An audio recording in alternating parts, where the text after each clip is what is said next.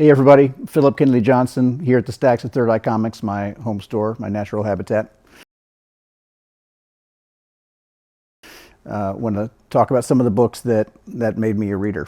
So I learned how to read from comics as a kid, but I was kind of out of the scene for a long time. And when I came back, I was just so blown away by how far the art form had come, and all the people that were making stuff now just blew me away. And those creators that were doing the big books at that time are still really like dear to me. One of those books was Powers by Brian Michael Bendis and Michael Avon Oeming.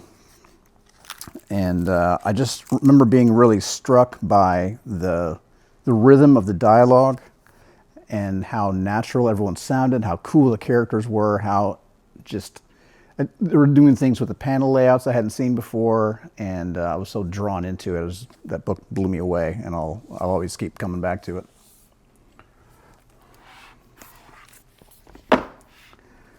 The Long Halloween is one of my favorite Batman stories ever. I love the ongoing mystery of it. I love that it's a proper detective story. I love the way that they incorporate so many of the rogues gallery throughout the story.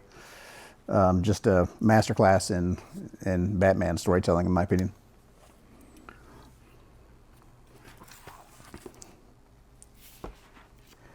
I almost hesitated to bring up All-Star Superman because everybody does, because it's just the best. It's just the pinnacle of Superman stories. It sums up Superman so well. It takes everything about him over the generations and kind of boils it into one series. His voice is so great for it. Grant's,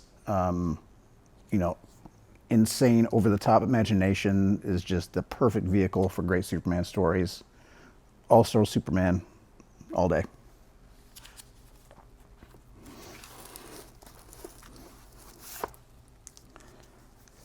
I think I've read every word that Hellblazer has spoken in a comic. I'm a huge John Constantine fan, and Cy Spurrier and Aaron Campbell did a phenomenal job with this character during their run, but honestly I could have grabbed almost any Hellblazer story on the shelf. I love how different every take is. I love the Andy Diggle run. The Laughing Magician was just probably my favorite Hellblazer arc, but there are, I love how different writers and artists put their stamp on that character. I think it's the best character in comics. And this is an amazing take. Cy Spurrier, Aaron Campbell.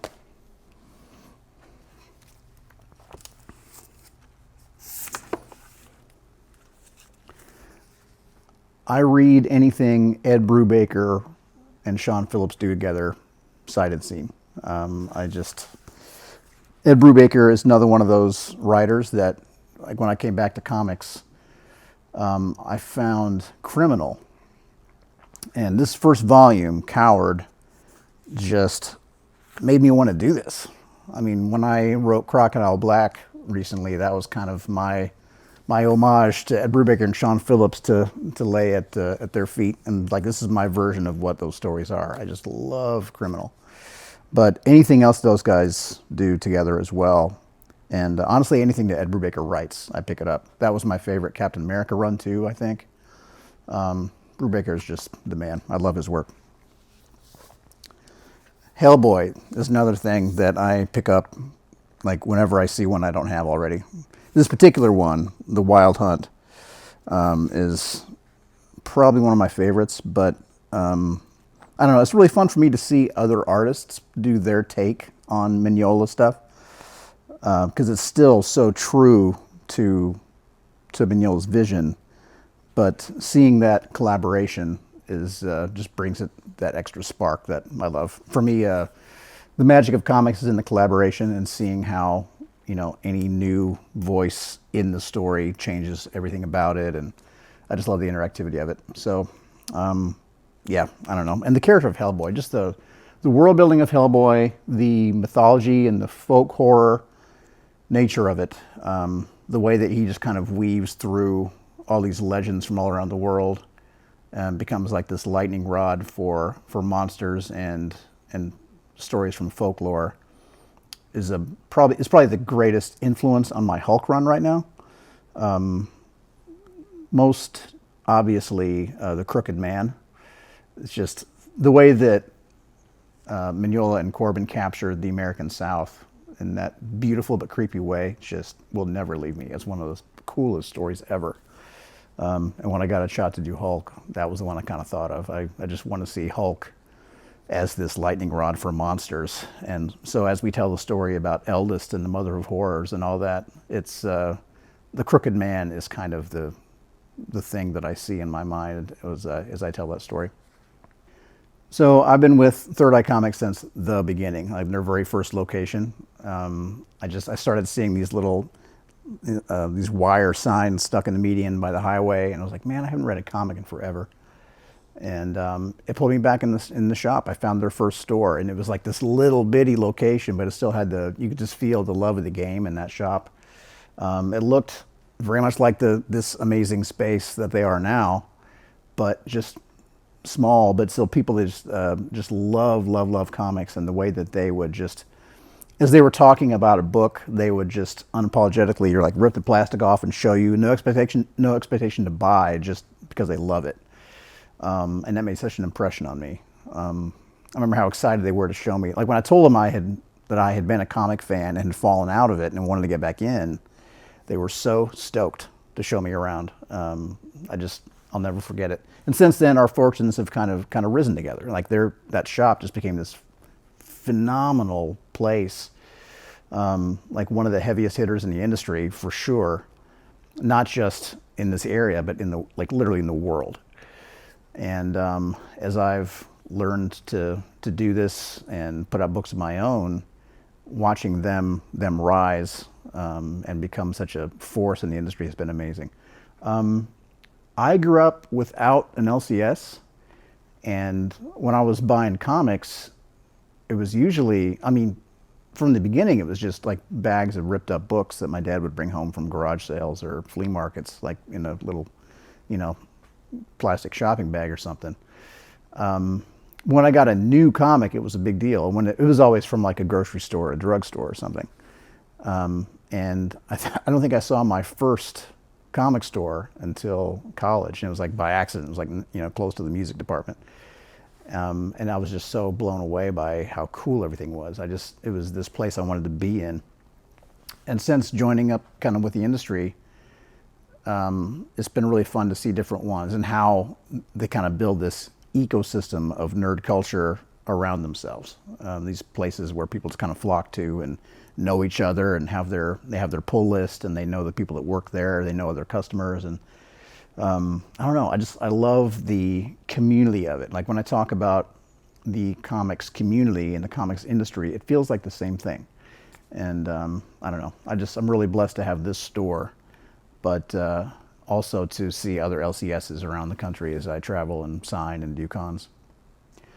So when I was figuring out what books I wanted to talk about today, my thoughts went back to that time when I got back into comics and how exciting that was. I wanted to find some of the books that I rediscovered after stepping away. Well, when I was a kid, the concept of comics was wrapped up in superhero stories, also some of the cartoony stuff that was out then, like Golden Key things or Gladstone comics that were kind of like the forerunners to DuckTales.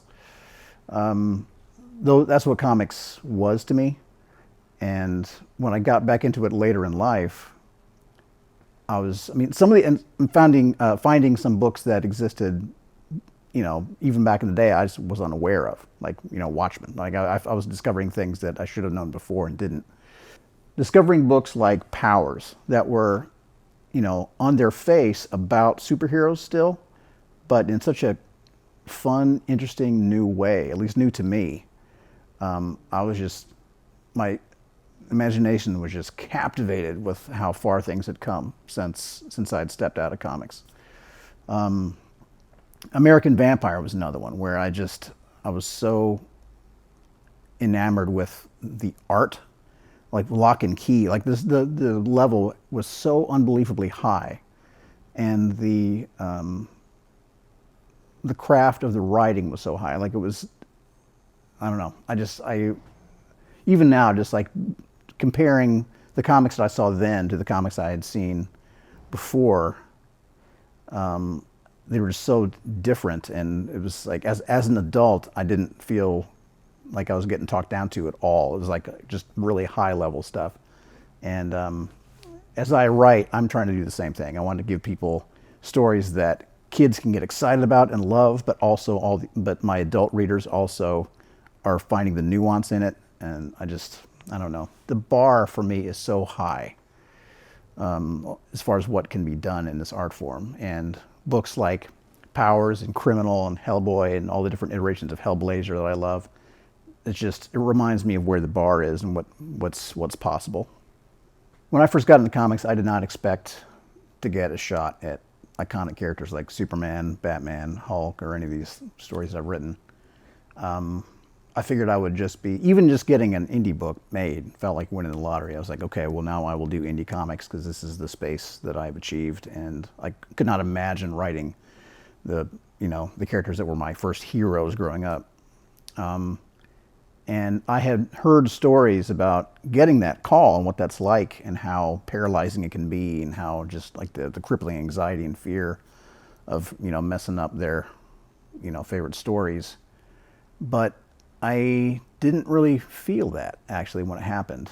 When I got the call to write Superman and Action Comics, like both of them, I would have expected to feel that too. But I didn't really. Like I felt I have such a clear voice for Superman. I have always loved Superman. I have very firm opinions about Superman's voice, about stories that reflect who he is, about other stories that don't do that. I got opinions. And when I got the call to do that story, I knew just what I was going to do. I knew exactly how his voice should sound. I just couldn't wait to put it out there. So it was a pleasant surprise that I didn't really feel the paralysis that I know does sometimes come.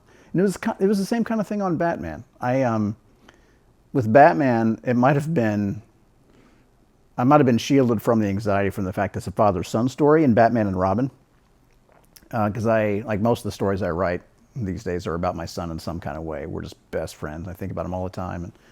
And getting to tell a Batman and Robin story, especially after writing Superman and seeing him with the Super Twins and with John, and like I get to write Superman as a dad, which is the most amazing thing. Like, as the ideal father that I aspire to be. Batman is not that, and but he's still a hero, So getting to write Batman with his own son, Damian, and what it must be like to be Batman, but also to grow up in that house with Batman. I don't know, it's a really powerful vehicle for telling stories about father-son relationships, about that fear that we all had of letting our dad down. What if your dad was literally Batman, like the actual, peak of human achievement? So I don't know, I think I was shielded from a lot of that anxiety from, by the father-son nature of the story. Thanks for hanging out with me in my LCS Third Eye Comics. I hope you have the same kind of relationship with yours. I hope you're as grateful for your shop as I'm for mine. And yeah, I love these places. I love having mine. I love visiting others, and hope to see you at a con or a signing soon.